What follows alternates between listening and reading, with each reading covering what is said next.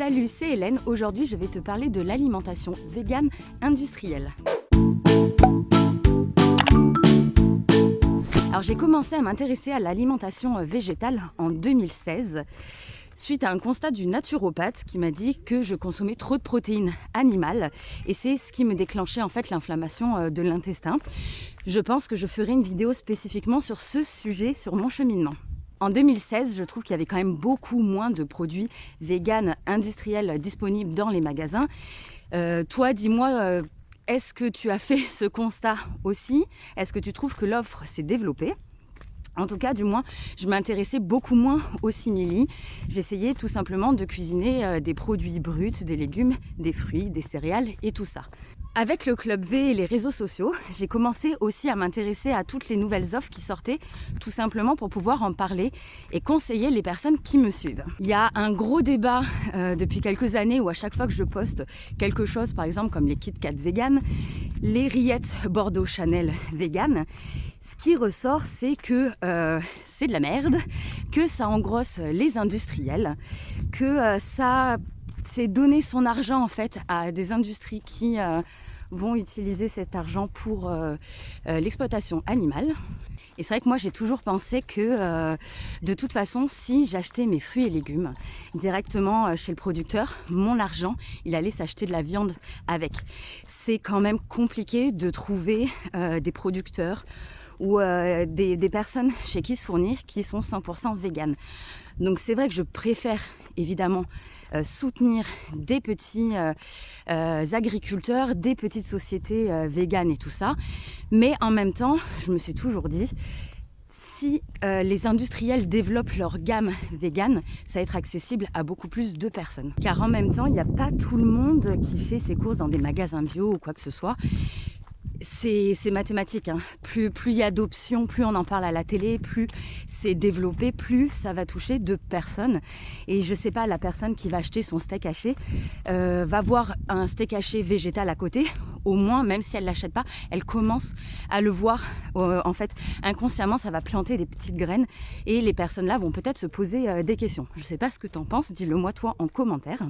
Ensuite, il faut savoir que même une industrie, une grosse industrie, on va dire comme Erta ou je sais pas quelle branche c'est, Bordeaux Chanel, les gammes végétales qu'ils développent, ça coûte de l'argent. Il y a de la recherche, il y a du packaging, tout ça. Il faut savoir que si on donne de l'argent dans leurs produits végétaux, ils réinvestissent aussi dans la gamme végétale. Il faut savoir que pour lancer une gamme végétale aussi qui n'existait pas à la base, ils ont sûrement, enfin je suppose, pris l'argent des personnes qui achetaient de la viande pour réinjecter dans la gamme végétale. Ce serait bien, honnêtement, d'avoir tous ces chiffres et tout ça. Si jamais tu as des sources, n'hésite pas à les mettre en commentaire. Donc, il faut savoir que pour moi, c'est pas tout noir ou tout blanc. Oui, j'ai fait demi-tour, sinon je vais aller trop loin. J'ai toujours soutenu ces initiatives et je n'ai jamais craché en fait sur les marques qui développaient ces gammes végétales. Maintenant, il y a une question qui me trotte en tête depuis un moment.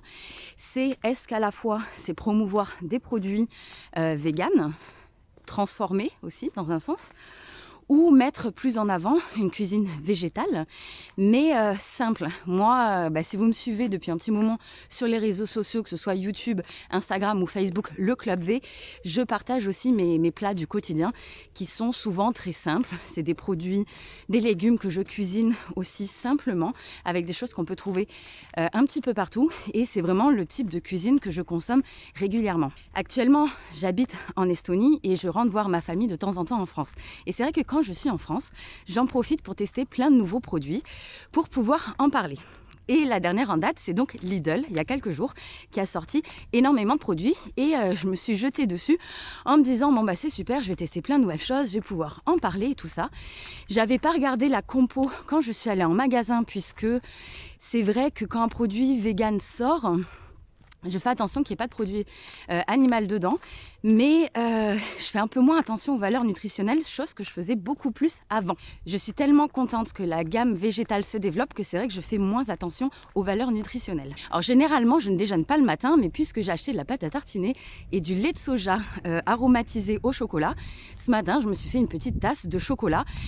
avec une biscotte et de la pâte à tartiner. Et là, je regarde les valeurs nutritionnelles et je vois que la pâte à tartiner contient quasiment 47% de sucre pour 100 grammes. Il faut savoir que c'est 10 grammes de moins que le Nutella, mais ça ne veut pas dire pour autant que c'est meilleur.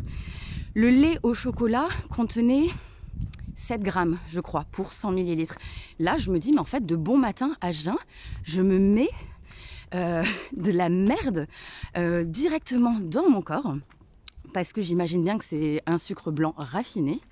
Je descends un peu dans la forêt parce que je croise tellement de personnes que je coupe toutes les minutes. Et du coup, je regarde les autres compos des autres produits que j'ai achetés et je vois huile de palme, graisse de palme, machin et tout. Et en fait, je me dis, bon, bah là, c'est plus possible. Hélène, sous couvert de vouloir tester des produits pour en parler, t'es en train de super mal manger. Bon, de toute façon, je sais pas si ça se voit, hein, mais j'ai pris quand même plus de 3 kilos les 3 mois que je suis ici. C'est pas bon. Est-ce que j'ai envie de mettre en avant ce style de cuisine ? Et c'est un peu mon dilemme et j'aimerais bien avoir ton avis. Parce que par exemple, je préfère quelqu'un qui mange un marbré vegan ou un Kit Kat vegan, qu'il ait la possibilité, si en fait il va pour craquer, je préfère qu'il achète ce type de produit. Parce que ce soit vegan ou non vegan, ce sera quand même de la merde. Mais autant ne pas exploiter les animaux. Mais en même temps, si j'en parle, c'est comme moi qui ai vu les milliers de posts sur Lidl de la gamme végétale, ça m'a fait envie d'y aller. Si je ne les avais pas vus, j'aurais pas su et je ne serais pas allée. Donc, ma question, qu'est-ce que tu en penses ? J'aimerais bien continuer à partager de temps en temps certains produits, faire plus attention à l'impact sur la santé, ou pourquoi pas parler quand des produits véganes sortent et peut-être plus parler aussi des valeurs nutritionnelles et de dire faites attention à ci ou à ça. Je sais qu'il y a beaucoup de personnes dans les groupes qui disent mais je suis végane pour les animaux, pas pour ma santé. Honnêtement, je le comprends parfaitement. Il y a 2 points. Déjà, est-ce que ta vie vaut moins qu'un animal ? Je pense qu'on est tous égaux. Je pense que c'est très important de faire attention à sa santé. Et deuxième point, si on veut promouvoir l'alimentation végétale, est-ce que c'est pas mieux d'être en bonne santé ? Est-ce que le message sera pas plus percutant si on fait attention à notre santé, de pas être malade, de pas être carencé, de pas tout ça. Tu vois ce que je veux dire ? Qu'est-ce que t'en penses ? Donne-moi ton avis sous la vidéo.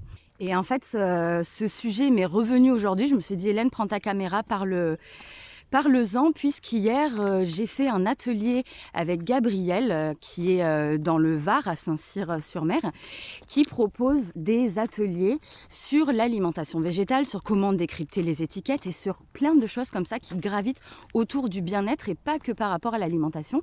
Et j'ai trouvé ça passionnant. Et je te mets sa page Facebook, comme ça tu peux suivre les événements sous la vidéo. Je vais te parler de je te mets toujours plein de liens, pense à toujours vérifier. Et je me suis dit, ok, alors là c'est peut-être le petit coup de pied qu'il me fallait. Et je trouve que c'est important du coup d'en parler. Parce que c'est génial en fait que l'alimentation végétale débarque dans nos supermarchés. Mais en même temps, est-ce que c'est pas oublier qu'on peut revenir aussi à une alimentation plus brute, plus saine, plus simple, locale, de saison ? Voilà, j'ai envie de partager plus dans le sens-là. Et d'ailleurs, ça fait plus d'1 an que j'avais envie de faire une formation dans style batch cooking. Bonjour. Alors faire une formation avec des aliments sains, très peu travaillé, mais gourmand. Et c'est vrai que ça me titille de plus en plus de partager ces choses-là. D'ailleurs, je t'invite à rechercher sur internet le cracking alimentaire. Donc c'est C-R-A-C-K-I-N-G. J'ai pas trouvé d'équivalent en français, c'est comme ça que ça ressort sur les moteurs de recherche. Je t'invite à regarder, en fait, c'est basé aussi sur l'échelle Nova. Il y a 4 catégories d'aliments, les aliments bruts et par exemple la pâte à tartiner qui fait partie de la catégorie 4, donc des produits ultra transformés, comme une partie des céréales qu'on peut trouver le matin, qui sont soi-disant saines, mais qui sont bourrées de sucre transformé et tout ça. Je te mets aussi les liens des définitions sous la vidéo. Et c'est là où en fait, au bout d'un moment, il faut prendre conscience de ce qu'on met dans notre corps, ce qu'on donne à nos enfants, aux personnes avec qui on vit, et que c'est vraiment problématique, que ça joue sur le moral, ça joue sur le microbiote intestinal, ça développe de plus en plus de maladies, et je pense qu'il est temps de se réveiller et de faire quelque chose. C'est le message que je voulais te partager aujourd'hui. Comme je te disais, dis-moi en commentaire, toi, qu'est-ce que tu en penses avec tout ce que je t'ai partagé ?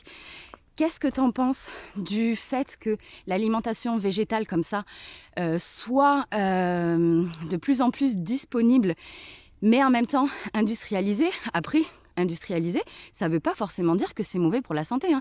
On peut faire des fromages végétaux à la chaîne et qui soient à base de produits sains comme de l'oléagineux et tout simplement des ferments, quoi.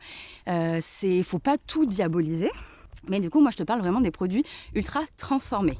Voilà, j'attends avec impatience ton avis. Merci de m'avoir écouté. Pense à t'abonner à ma chaîne Le Club V pour recevoir les notifications. Tu actives la petite cloche et comme ça, tu recevras mes prochaines vidéos. Pense à mettre un petit pouce vers le haut ou vers le bas pour me dire si ça te plaît ce genre de vidéo. Je peux aborder également d'autres sujets. Tu peux me partager en commentaire les idées qui t'inspirent. J'en avais déjà parlé dans une ancienne vidéo, j'avais noté tous ces sujets-là. C'est prévu que je fasse des vidéos, mais si tu en as d'autres qui te viennent en tête, c'est avec grand plaisir. Et si jamais tu veux qu'on se prévoie, par exemple, une interview ou un live ou quoi que ce soit, n'hésite pas à me contacter, c'est avec grand plaisir que je veux partager et échanger avec d'autres personnes. Je te dis à bientôt, ciao!